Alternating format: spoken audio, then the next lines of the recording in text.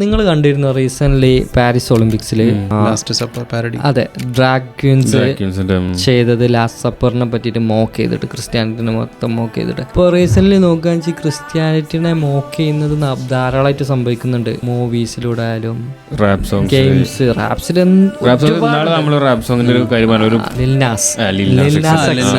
Baby അങ്ങനെ കുറെ പേര് മോക്ക് ചെയ്യുന്നുണ്ട്.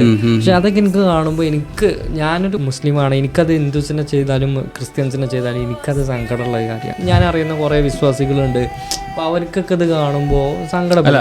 അതെ, ബേസിക്കലി ചിന്തിക്കാന്ന് വെച്ചാൽ ഇപ്പൊ ഇതിങ്ങനെ ചെയ്യുന്ന സമയത്ത് എന്തായാലും ഒരു കൂട്ടം ആൾക്കാർക്ക് ഇത് വേദനാജനകമാണ്. അതെ, അപ്പൊ അവരെ എന്തിനിങ്ങനെ വേദനിപ്പിക്കണം എന്നുള്ള ഹ്യൂമാനിറ്റിയുടെ ഒരു ഇതുണ്ടല്ലോ, ഇത് നോർമലൈസ് ചെയ്ത് വരുന്നുണ്ട്. എനിക്ക് കൊണ്ട് കൂടുതൽ ക്രിസ്ത്യാനിറ്റിനെ മോക്ക് ചെയ്തിട്ടാണ് ഇന്റർനാഷണൽ ലെവലിൽ നോക്കുകയാണെങ്കിൽ അതിങ്ങനെ അങ്ങനെ ചെയ്തിട്ടുണ്ടെങ്കിൽ ഇതിന് പ്രതികരിച്ച ആൾക്കാരൊക്കെ